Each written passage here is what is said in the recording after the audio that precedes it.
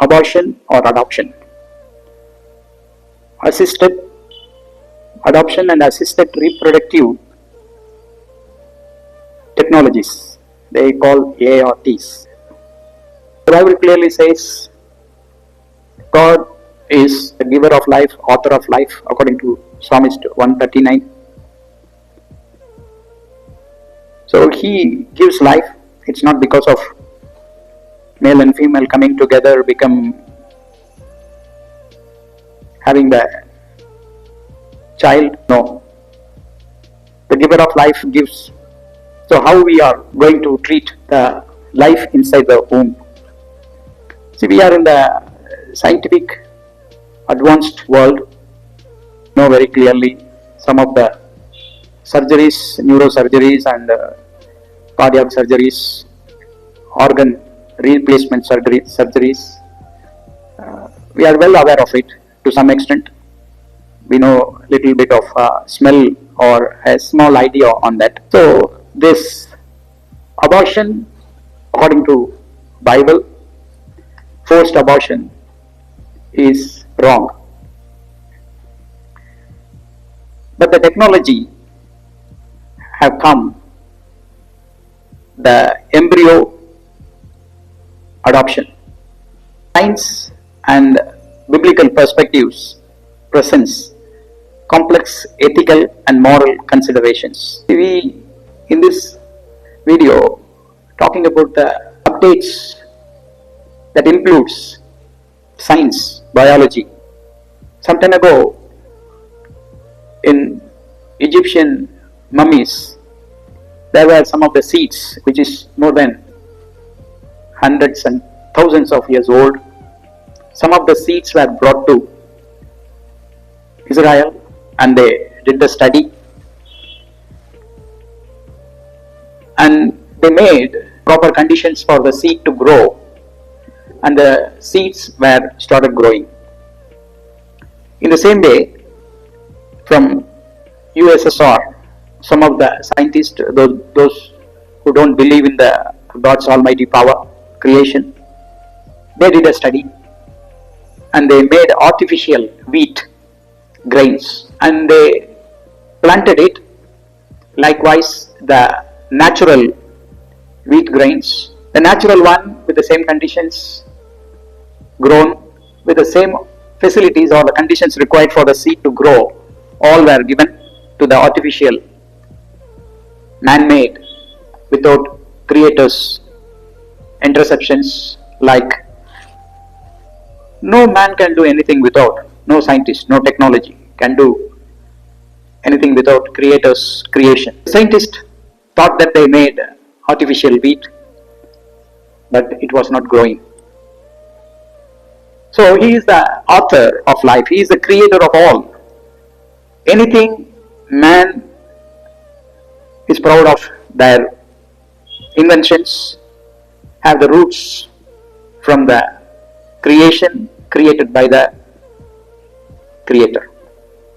The same way, human beings are trying to do their science, technology, advancement in different faculties. We can use the facilities if it is for the good purpose, with all ethical, moral, high standards for the benefit of the whole world and for the glory of God. It is good. This embryo adoption science developed 20-30 years ago with the facilities available at the time. The intersection of embryo adoption developed, and as far as the reliable source information is available, then 29 years, 30 years old embryos or human embryos are available for adoption, best of knowledge and verification. So this embryo adoption with a good biblical understanding, God's role in creation, the sanctity of life, while others focus on the mother's well-being, adoption and assisted reproductive technologies like IVF offer alternative paths to parenthood. It raises further questions about the status of embryos But if that is used for good purpose without killing the life, really we are honoring God. So the science says fertilization as a key step. Biology recognizes fertilization as the point where new individuals' unique genetic code is established, but it is a continuous process. As I told you, the seeds were having life inside. So it is pre-programmed by the Creator. Nobody is standing nearby the seed when they put inside the earth. It automatically, it's pre-programmed. It's far more better than any artificial intelligence. That is my Creator, our Creator. So to go more detail, no single definitive moment. There is not a universally agreed upon moment when human life begins. Only Creator knows in a biological sense. As development is a smooth continuum. Sovereign Lord, Creator of life, Sustainer of life.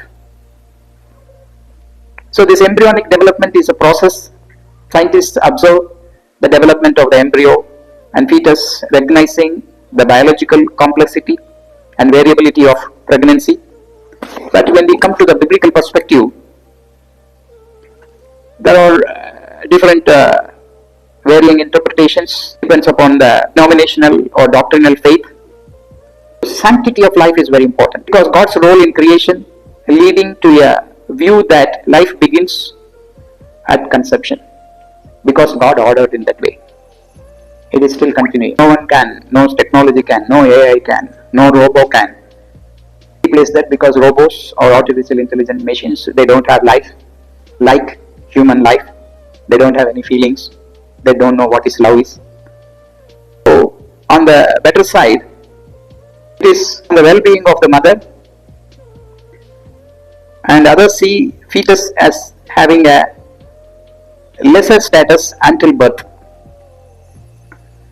So some of the people in this regard developed this assisted reproductive technologies. If it is used for the biblical view and respecting life, the embryo adoption offers the alternatives to abortion and natural conception, but raise some ethical questions. But more on the top of it, it's better to go with the ART for good purpose. It's a better alternative. All spoken about the end times. In the end time, it is better to do the good one and save the life. God bless you.